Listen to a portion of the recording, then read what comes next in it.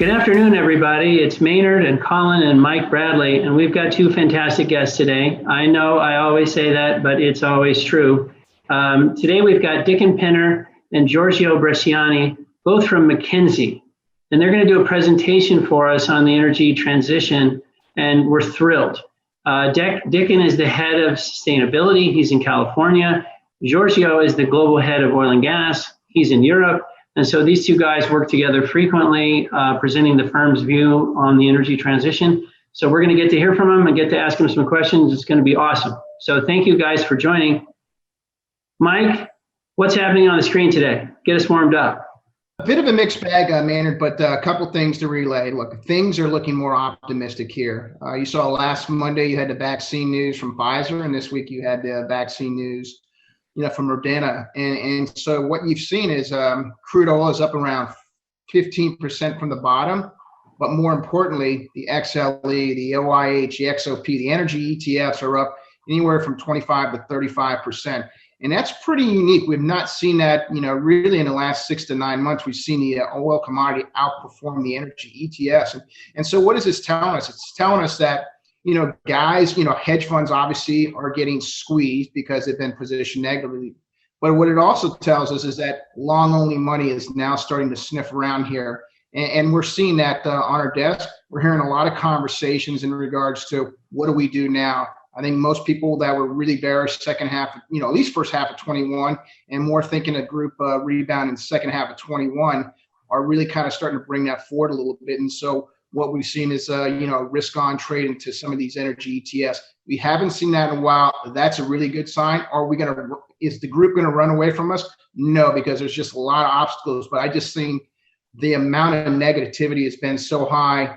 Every single data item that goes forward is probably going to look more positively as opposed to more negatively. And that's a good turn of sentiment at that point in time. So I feel real good about it. That doesn't mean you go out and start buying a lot of things, but it means that the day of being short is over. And the next move is to get long. Well, my leading indicator is Mrs. Bradley seems to be letting you sit in nicer and nicer parts of the house for the show. So, keep the growth up over there.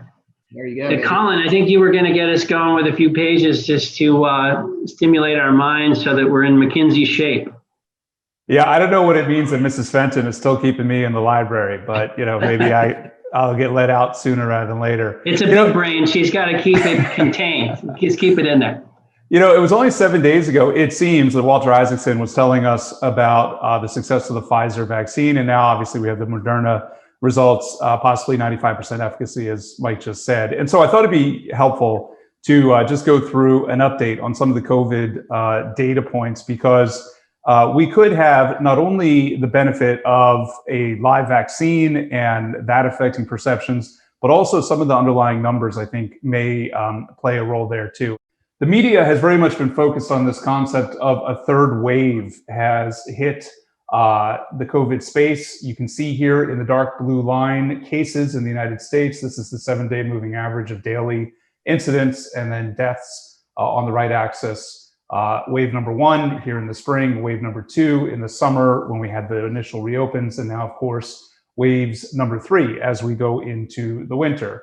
And very much the focus has been on the absolute numbers. So the cumulative count and how it's been rising both in cases and in deaths. To put a number on it using the Johns Hopkins database from last night, the United States has 11.2 million confirmed cases, 247,000 confirmed deaths. Now, it's human nature, as we've said many times before, to look at big, scary numbers like that and to begin to feel some anxiety.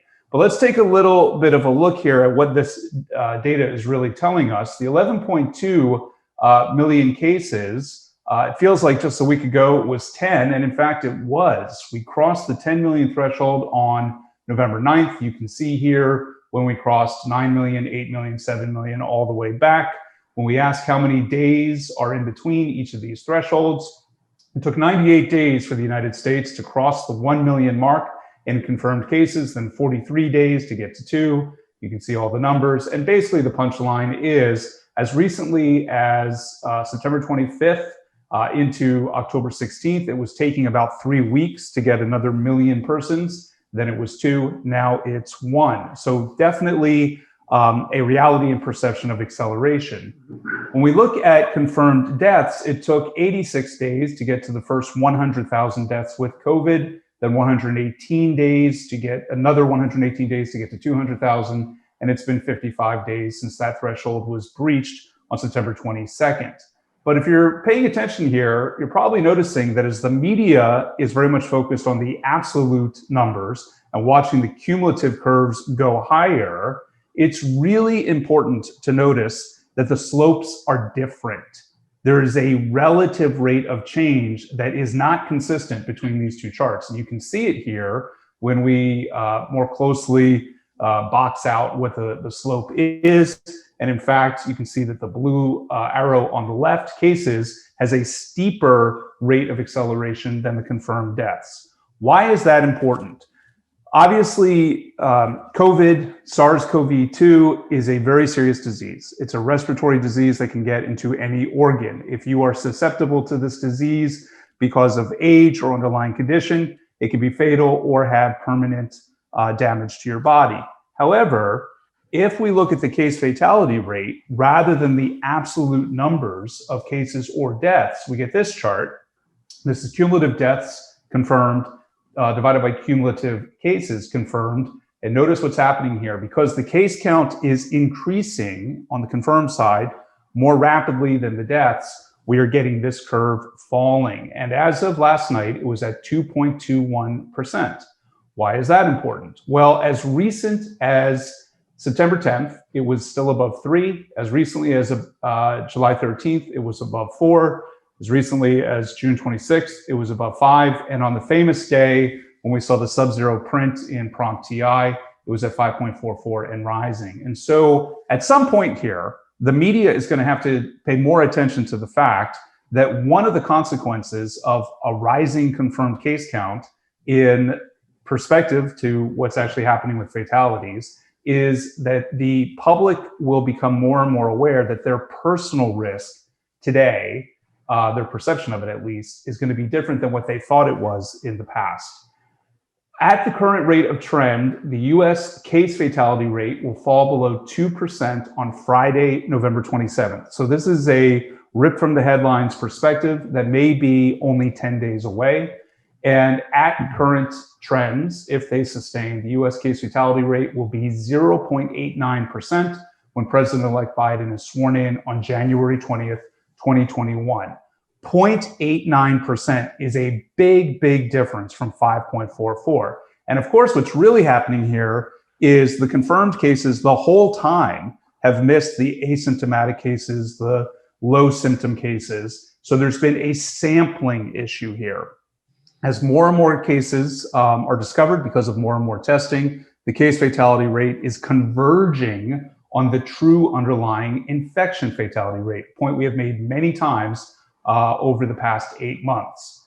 If the real infection fatality rate is something like 0.60, then that means, as a mathematical certainty, given what we know already from confirmed deaths, that at least 41 million people in the United States have already had COVID, have already had their bodies combat this virus. That's 12% of the US population.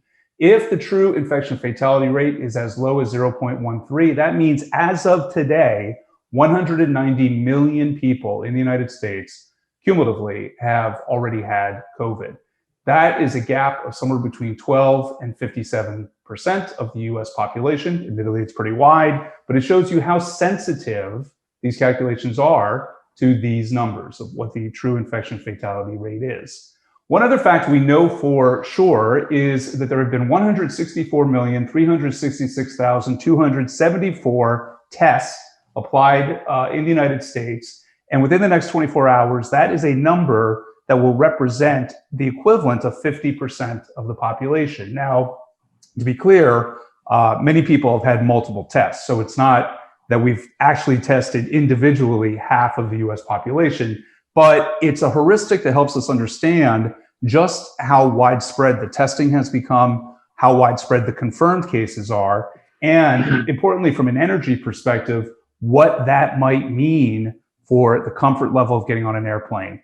going to a restaurant, and having that incremental call on commercial natural gas, whether it's in Canada, the United States, Europe, wherever.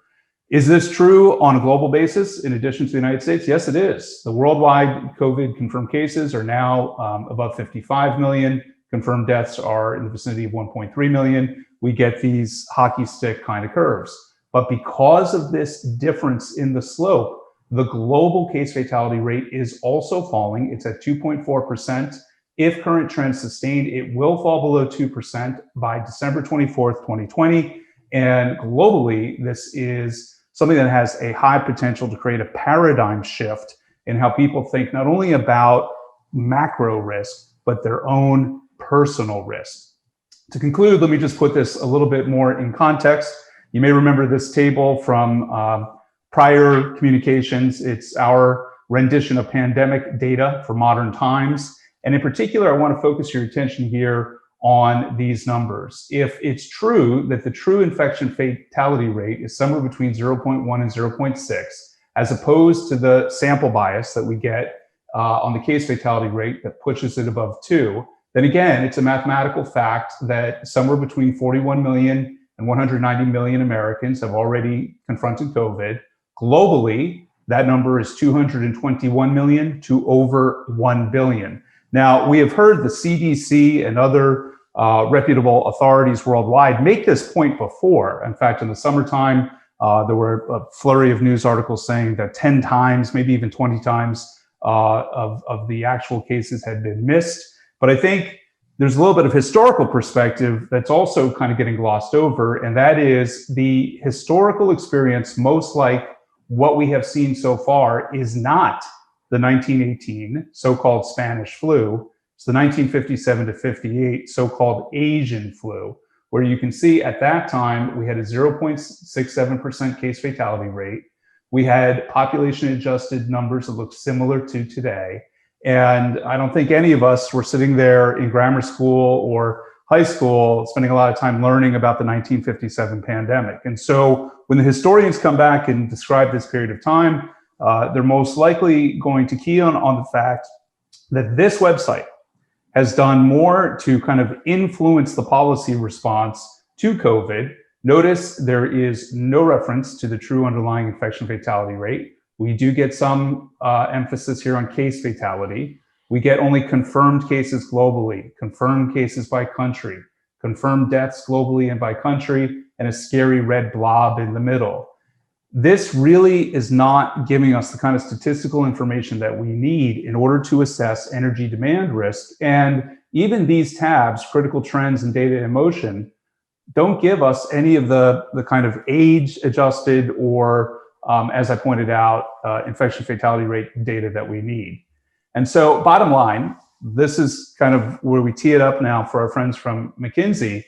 We've already had U.S. oil product demand growth probably bottom sometime in the spring. This demand shock has been working itself out into the autumn. You can see here other oil demand has actually popped back up into positive territory.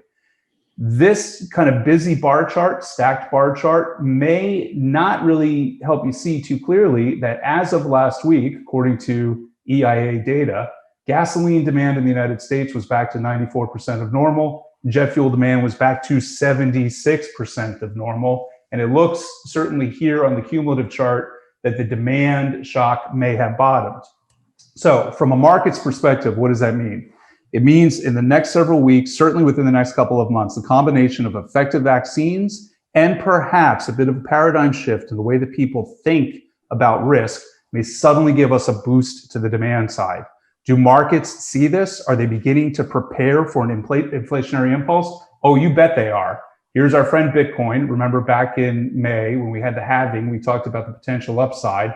As of this morning, it is up another $833 to more than $17,500 per coin.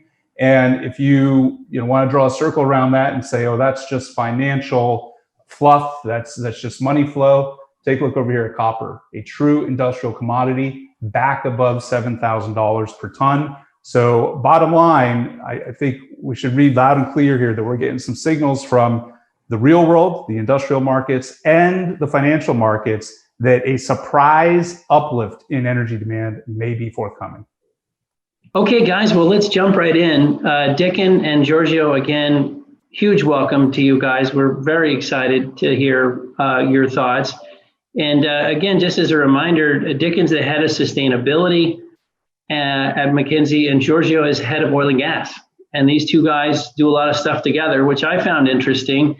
How many things you are working on together makes total sense. But could I ask you guys maybe just to kick off to tell us and our viewers a little bit more about the McKinsey practice and how many people you have in the effort? And I know it's obviously global and you're a dominant provider of consulting services, but I just think people would find it interesting to hear about all that. Dickon, could I start with you? Yes, of course. Thanks very much, Maynard.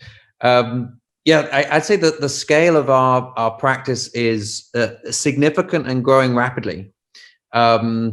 We have several hundred people working on this as the majority of what they do, with many partners across different regions who are committed to this. We have regional leadership in all three regions. We're very firmly supporting it as a kind of key theme, and it cuts across now pretty much every sector.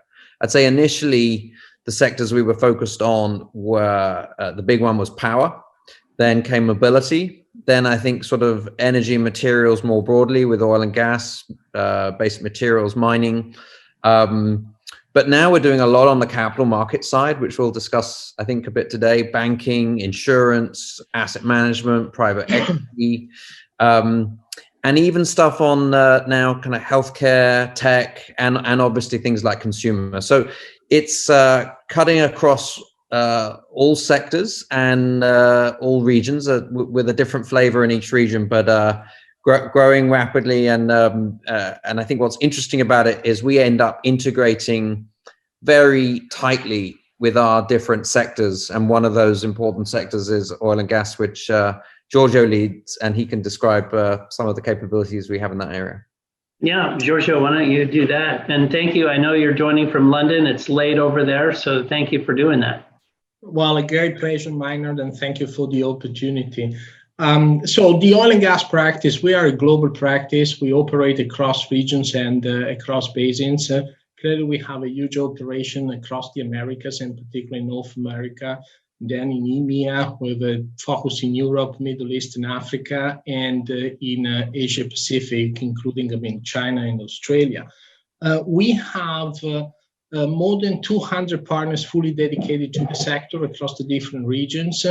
And then we have a group of specialized professionals fully focused on oil and gas in excess of 350 across the planet, including our energy insights, which is our market and industry insights team, our petroleum asset excellence team, and different groups for benchmarking and operational and digital transformation.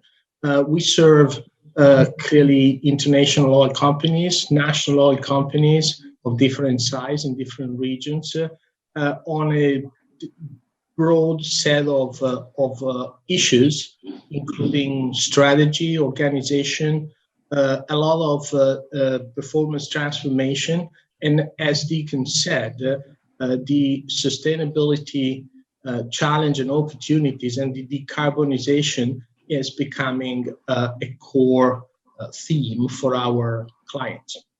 And would you guys, you are obviously a global organization, and Dickon, you're working across industries. What would you, are there some themes you give us about operating in different parts of the world and in different industries in terms of the types of issues? I think we all have the impression that ESG has been strongest in Europe. It came to North America. The transition has been strongest in Europe. It's also now here. But any observations you'd make about the planet and what you're talking about that's different region by region?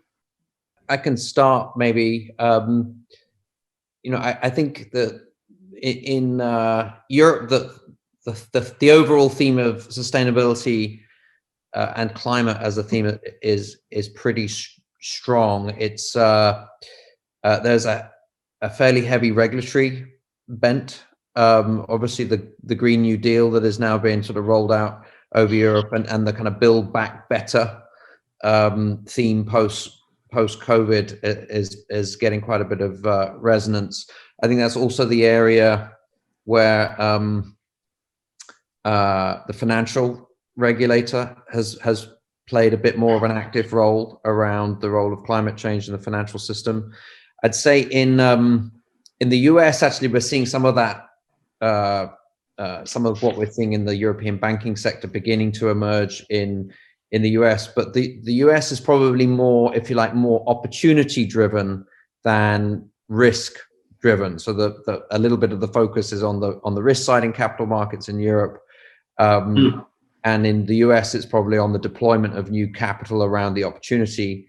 And then I think in Asia, it's a bit of a mixed bag between, places like China, which are leaning very heavily into the transition to, frankly, countries like India right now, which are probably dealing a lot more with the sort of lives and livelihoods question on the back of the pandemic.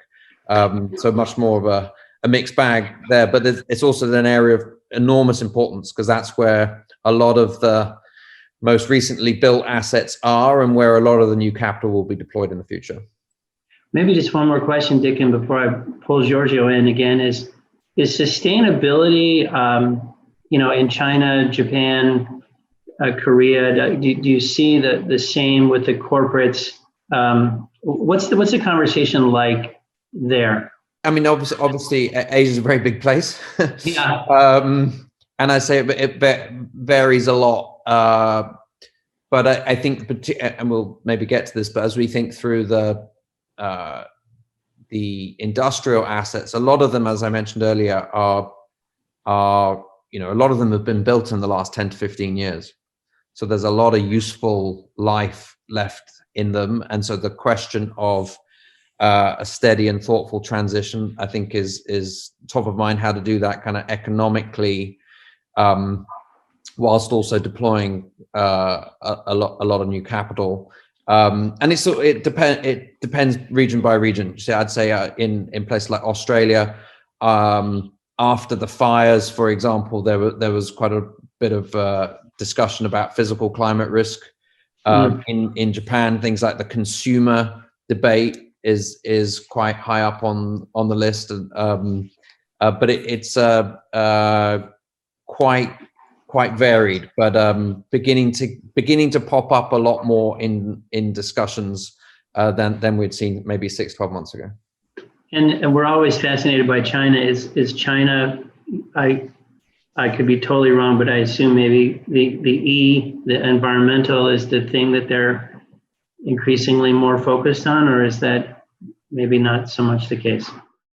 Both for domestic deployment, but for international export, China views many of these markets as an area that they want to be world leaders on, whether it's renewables, electric mobility, nuclear, hydrogen fuel cells, you name it. They're very much, I think it's part of the kind of industrial policy about wanting to be competitive in those markets internationally. So just a very significant presence. And I would also expect that industrial policy in China will have a big impact on sort of demand and supply signals that get sent throughout the rest of the world.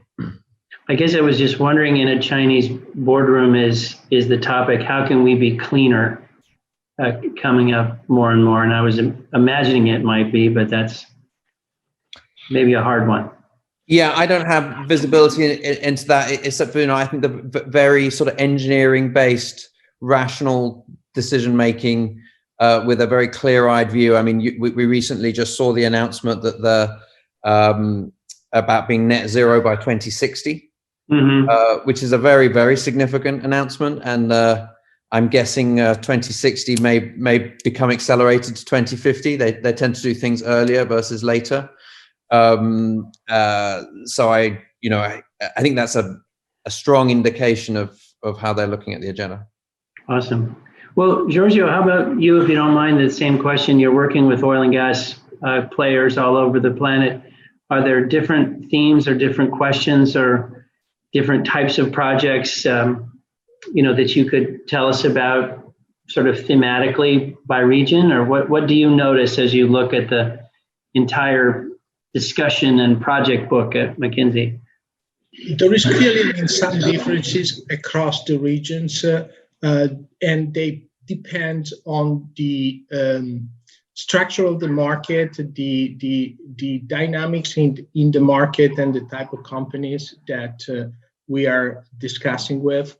And clearly, there is a tremendous influence which is coming from the pandemic and what happened in the oil and gas industry over the last few months. There are anyhow some common themes across the geographies.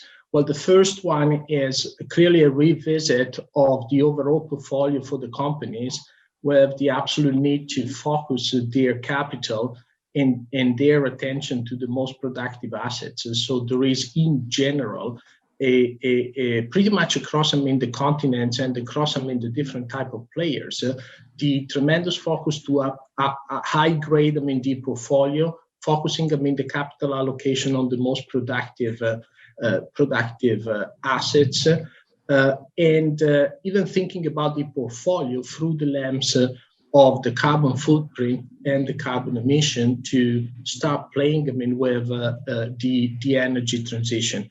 There is a big theme which is about the cash neutrality, and so getting the cash equation right when it comes to capital expenditure, OPEX, and the proper remuneration of shareholders.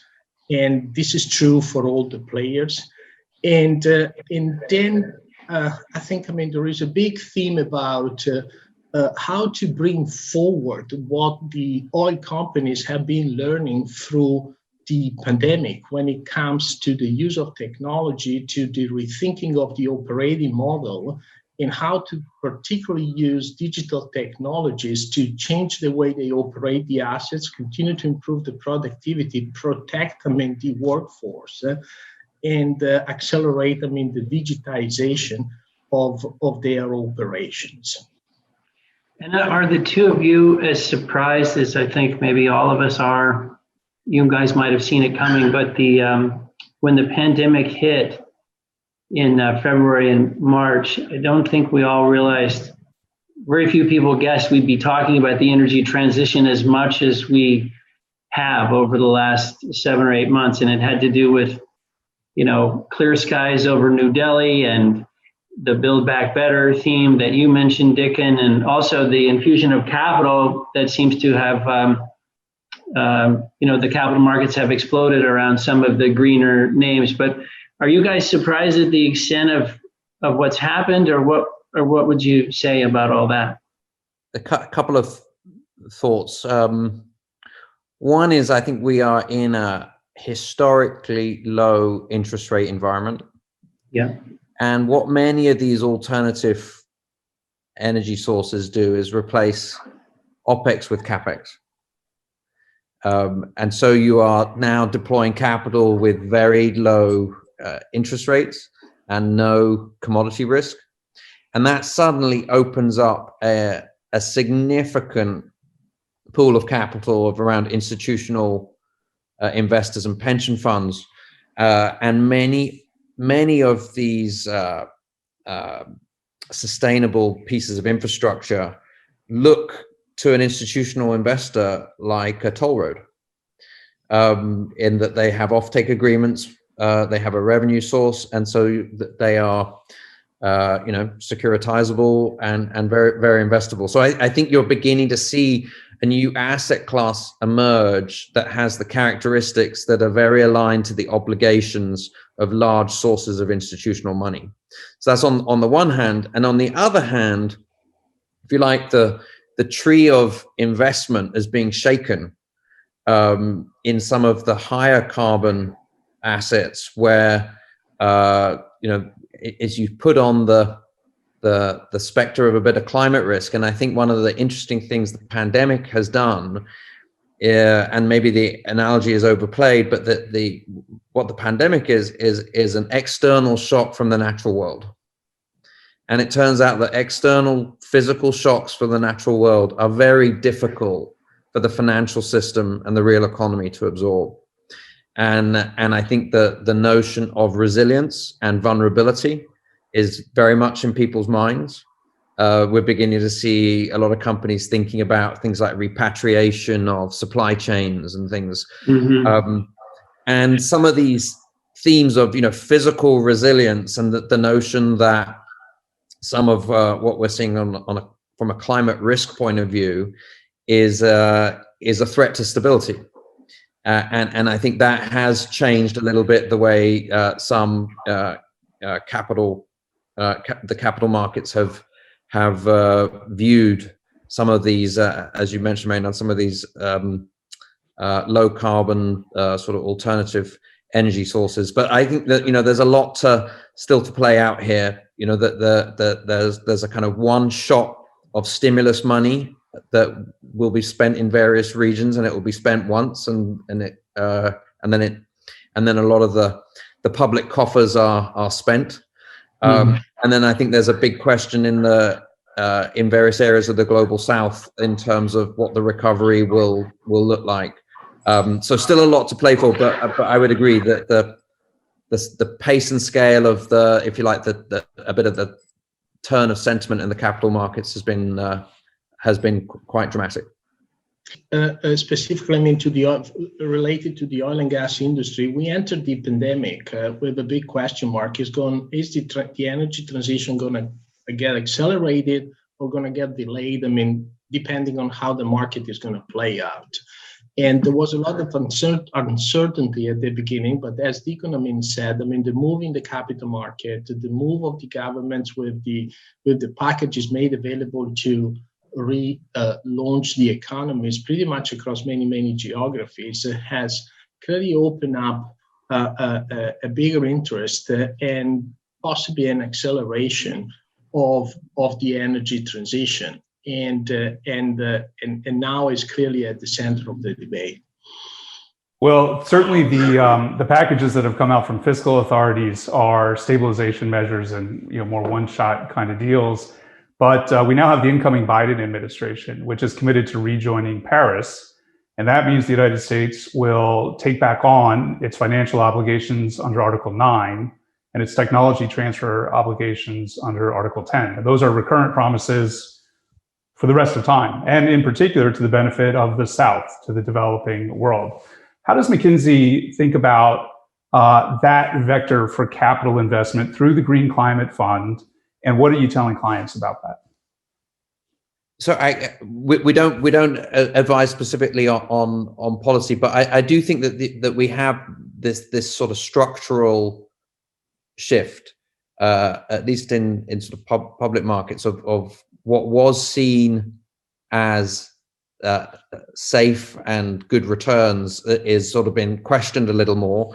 And I think actually some of that's got nothing to do with the energy transition. I think that's got to do with some of the underperformance from a capital productivity point of view of some of these traditional energy markets over the last 10 years.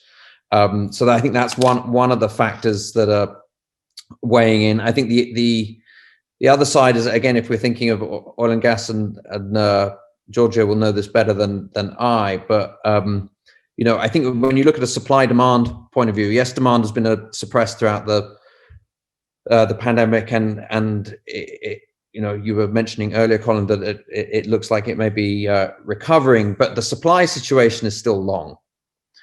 So the supply curve is very, very flat and very long, and I think for the first time for really ever, that we are seeing alternatives of supply that look like they are entering the money. So you've got a sort of on the fossil side, you've got a long and flat supply curve and probably an excess of supply, and for the first time, a viable alternative, cost-effective, lower carbon replacement, and that makes with a different, as I mentioned before, a different kind of asset class profile that seems to be attracting institutional capital.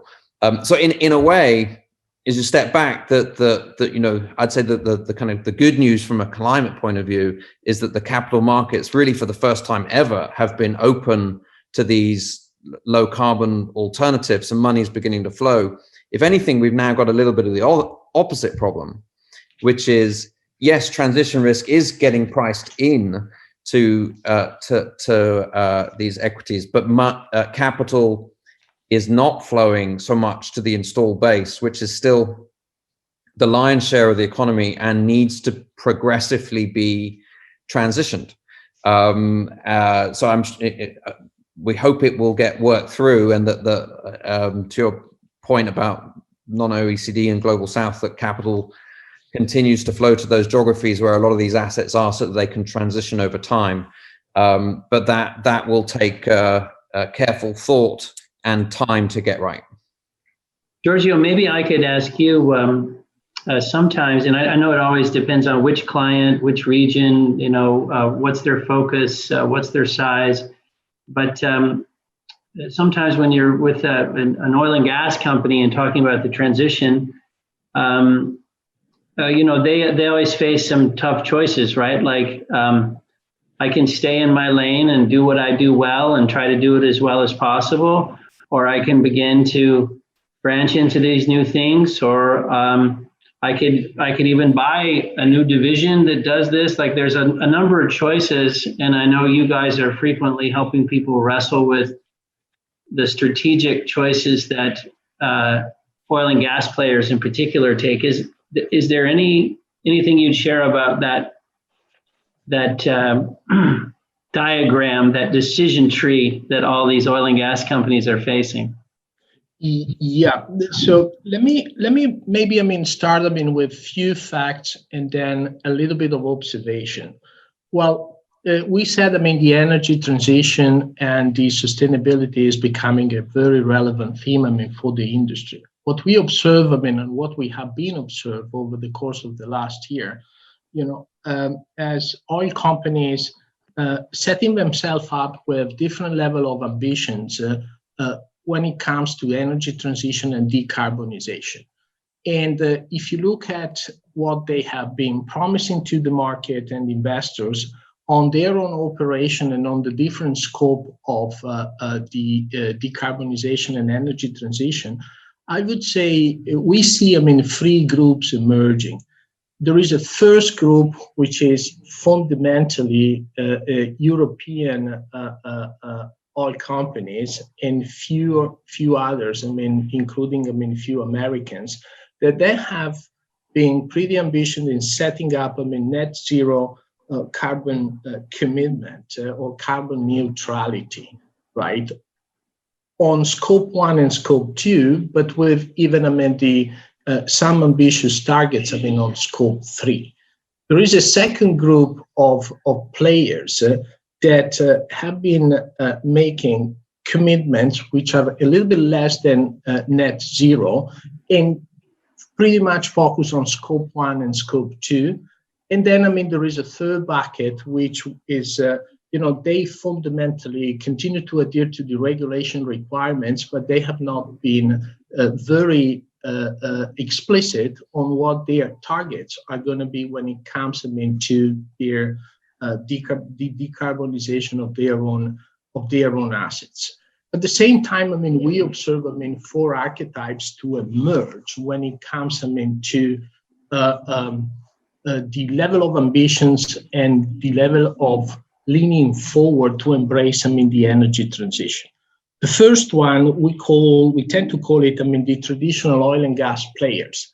The players that are committing themselves to decarbonize their own assets and to drive efficiency and productivity in their portfolio, but they're not reallocating capital to the new technologies or the new energies, in the adjacency. There is a second bucket that we tend to call conservative transition adopter, which means very, very focused on committing to reducing the carbon footprint and reducing the CO2 emissions, but at the same time, to venture into some technologies which could potentially be core for their own operations. There is a third bucket that we call the next wave frontiers. Those are oil and gas companies which are reallocating capital in a significant way from the more traditional type of businesses, the hydrocarbon-based businesses, to the new energy businesses through investment in renewables, through investments in CCUS, through initial investments in hydrogen. And so they are fundamentally venturing out into the adjacency where they see opportunities for growth and better returns compared to the ones that they can earn in their traditional businesses. And then there are examples of transition frontiers. Companies, for instance, like Dong, that made a very explicit decision to divest from the hydrocarbon business and to completely pivot the capital into the new energies, being renewables or other technologies to move to become an energy companies. You see, all those four archetypes at the moment to coexist, and those are, the fundamental strategic debate that we see with players today. Fascinating. And Colin's got a question now. He's going to jump in, but in 10 years, I'll take your four buckets. Do you think it's more likely that everybody moves to bucket 3 and 4? Like that almost feels like a progression the way you described it. That could be one structure. Or it could be the case that companies in buckets 3 and 4 just sell their fossil fuels to the companies in buckets 1 and 2. So we get these fossil fuel pure plays that are clean and more technologically advanced, but they're fundamentally fossil fuel companies. And then we get these other companies who are, they're fundamentally renewables and other alternative energy companies. Do you think, if you had a guess on where we're headed, are we all going to become buffets, or are we all going to be more pure play companies out in the future? My view is that the energy transition will require time, right? And so I tend to believe that in the next decade we will continue to see the four archetypes to play, because even the companies in the two buckets, right, in the two if you want middle of the spectrum buckets, they will require proper consideration on first the quantity of capital that they're going to reallocate or they're going to pivoting to the new energies. They will have to consider a proper mix of returns to be able to deliver to shareholders. And at the end of the day, the pivoting is going to be very much driven by the competitive advantages and the capabilities that they can really leverage to be successful in the new energy space. So, but there will be still space, for, as you call them, the pure player, the pure traditional hydrocarbon players, provided, they commit themselves to operate under a different level of ambitions when it comes to emissions and carbon footprint. So Giorgio, picking up on that theme, so far it seemed to be the case that people are operating under an idea of first mover advantage, that the first person to make that ambition, a first company, will attract the capital and attract the love of investors. But there's also a very long record in business history of first growers getting mowed down. And it's the second tranche that comes in and picks up the pieces, and they're the winners. That could include some of the incumbents here, where we already see some of the larger entities gobbling up solar assets and wind assets and so on. So how do you think about that risk, that you don't want to be the first mover, you want to be the second mover? And maybe if you could frame it with some of the specific technologies that you mentioned. Well, I think this is a great question, Colin, and it's a little bit the big debate that we see in the oil and gas industry in particular, but in the energy sector, at large, because there is a frame which could potentially say, right, particularly for some technologies where you see a pretty rapid maturation, you want to be the first mover because you want to build a competitive advantage and shape the market forward, and having capture the benefits coming from that move. There is a second possible frame, particularly for the technologies which are still somewhat uncertain and that requires further investments, and they need to go through the learning curve in order to be competitive going forward, where you may argue that being a fast follower could potentially be a better strategy in terms of return and mitigating the risk of the moves rather than being the first mover, right? That's a bit the debate, and it's the alternative way of looking at alternative potential adjacencies for the oil and gas industry. There are some very natural one where you have proper returns and technologies which are somewhat consolidated and reliable, to move rapidly in, for instance, the biofuel space, right? Some others, right? Well, like for instance, the hydrogen, which has on the longer run, and Dickon can talk extensively about that, clearly a tremendous potential, but some of the technologies are still, pretty nascent, and they require a little bit of maturation and along the cost curve. That raises an interesting question. Is hydrogen a fossil fuel, or is it an alternative, or is it both at the same time? I think it's potentially, I think it's all of the above, because the base, the inputs can either be fossil or renewable. I just wanted to get onto this first mover discussion again. I could see two or three reasons to do it, and a couple of reasons not. One is actually around real estate, which is and it gets to something like hydrogen.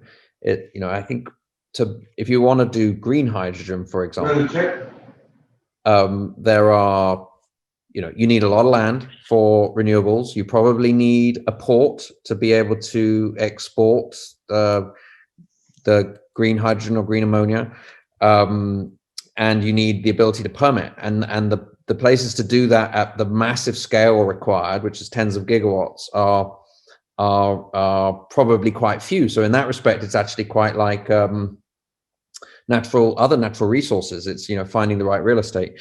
Another reason to be a first mover, and this is actually to define the KPIs, if you like, of how the industry is going to be measured.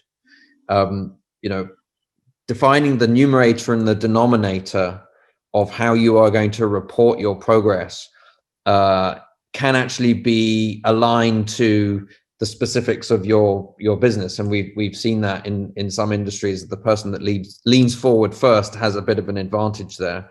And then another reason, we talked about the Danish offshore wind company.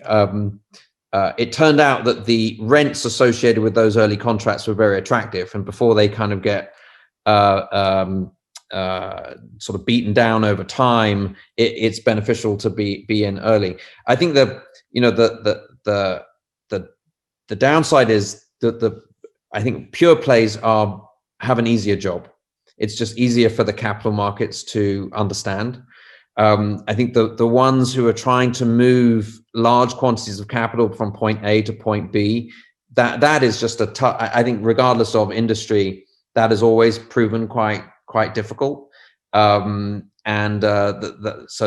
Which is actually a real problem to solve, because it, by definition, most of the industry is carbon intensive.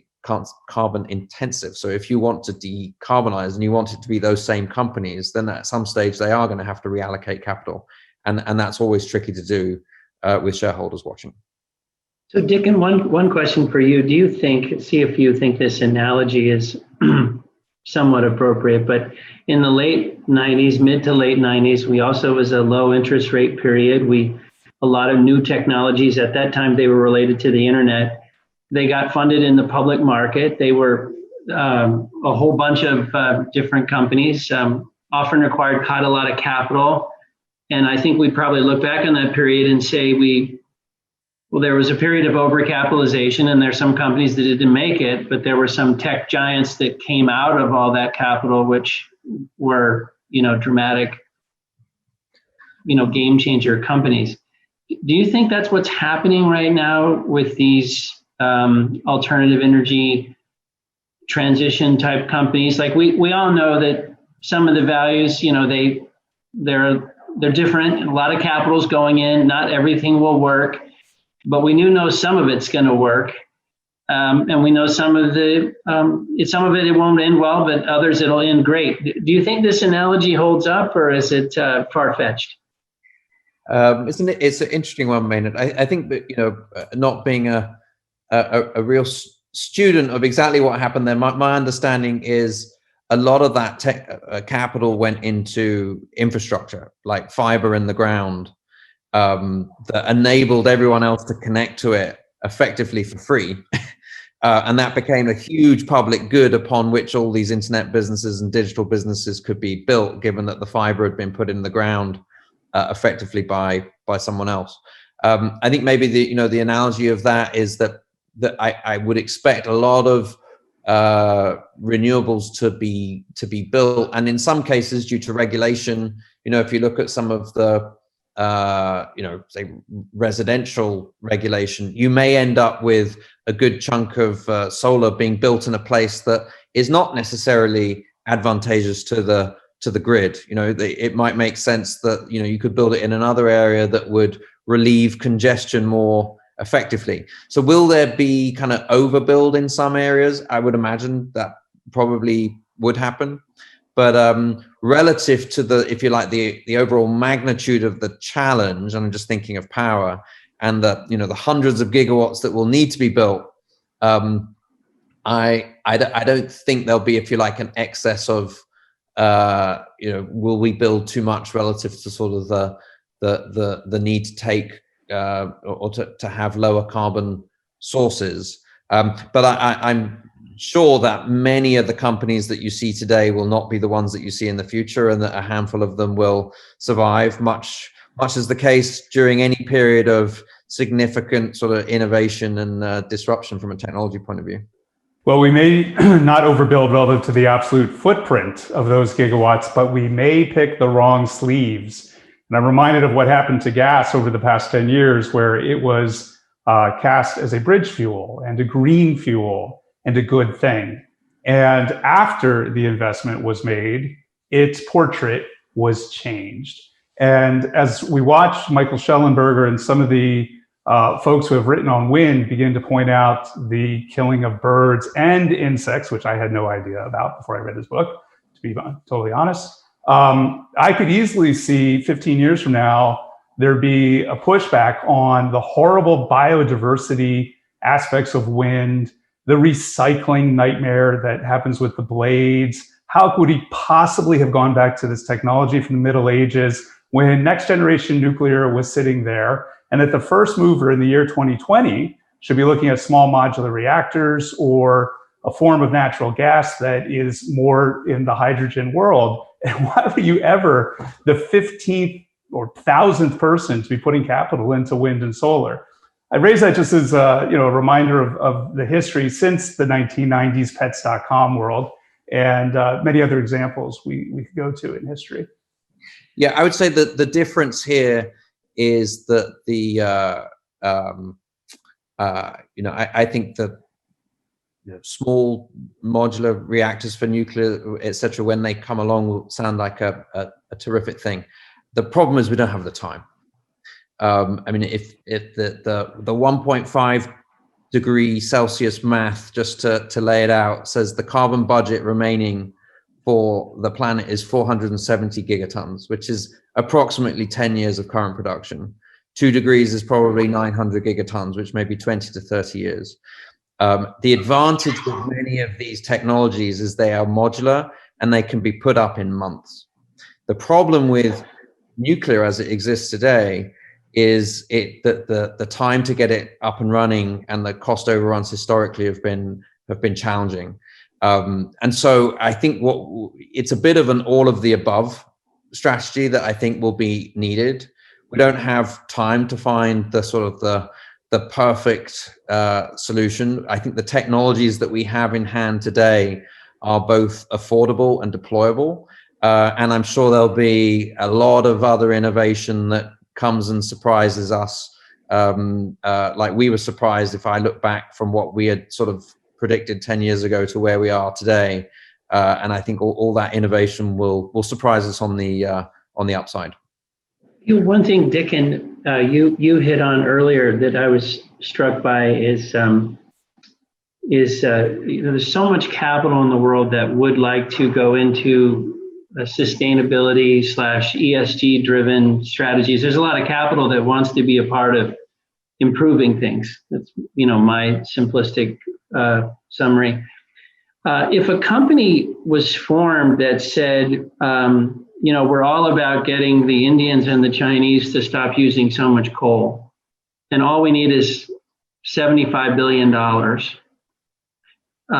Now, we might be switching them to gas, or it might not. I don't know exactly what the company's business plan is, but I guess my point is you referenced getting capital to the South or getting capital to the developed nations or developing nations. And that's, to Colin's point, what the Paris Treaty certainly is about at some level.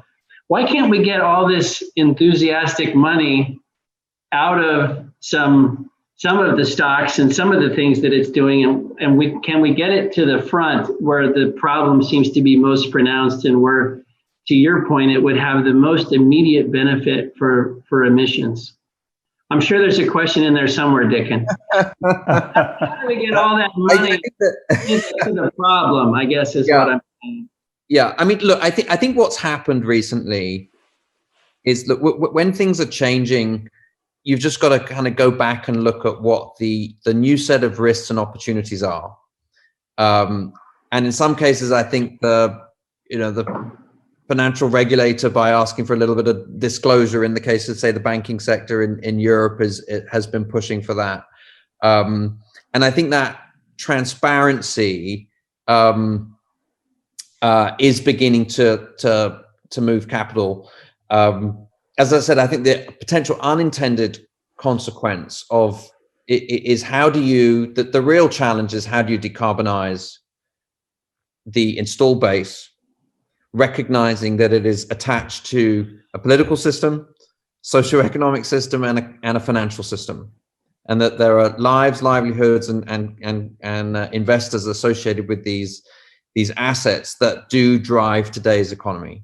And that many of the new things that we've been talking to, actually, we're now in a situation where the capital markets are open to those, but scaling that just will take time. The reality that the bigger problem is how to transition the install base and to make sure that capital continues to flow there. And that's an area that I'm a little worried that stalls a bit, but I think as the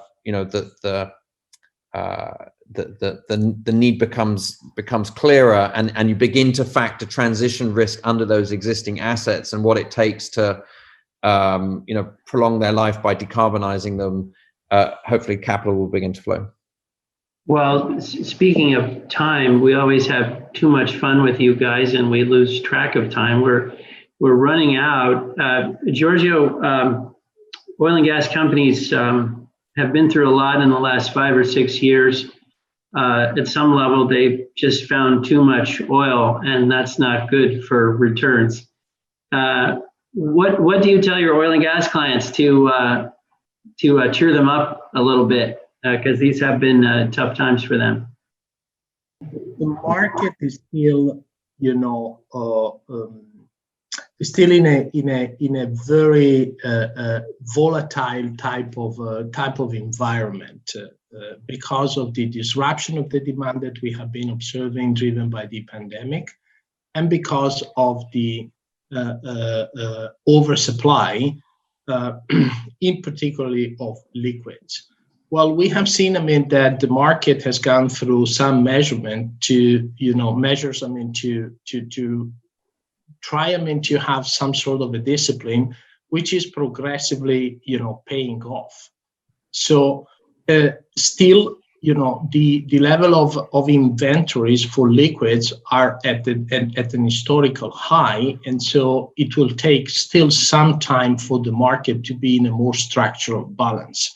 But as Colin, showed at the very beginning of the conversation, we start seeing, some signals that on the way out of the pandemic, demand could potentially progressively, picking up.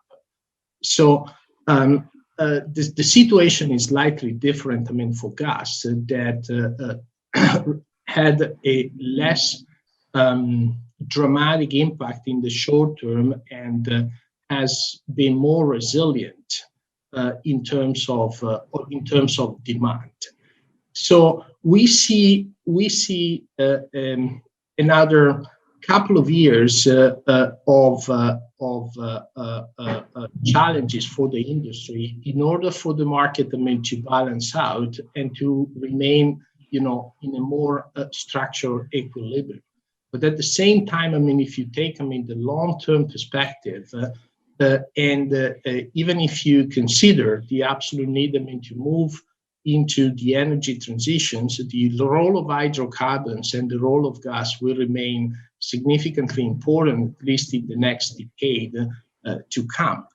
And again, as Dickon said, the energy transition is here to stay and will progressively happen. But in order to be to happen in an orderly way, it requires progression, right? So there is a tremendous role for oil and gas companies to accompany the energy transition and to win through the energy transitions. Well, I think that's a great place to end, Giorgio. You should be like your God. Who was the guy on the Yankees, Colin, that always came in and did so well at the end? I'm gonna date myself and give you a Catfish Hunter or a Ron Guidry. Gator. But I'm just proving I'm a 70s guy. I think that was a good summary. Well, we can't thank you guys enough. We really appreciate it. And we know these are tough, complicated global issues. So it's fantastic to hear your perspective. Thank you, gentlemen.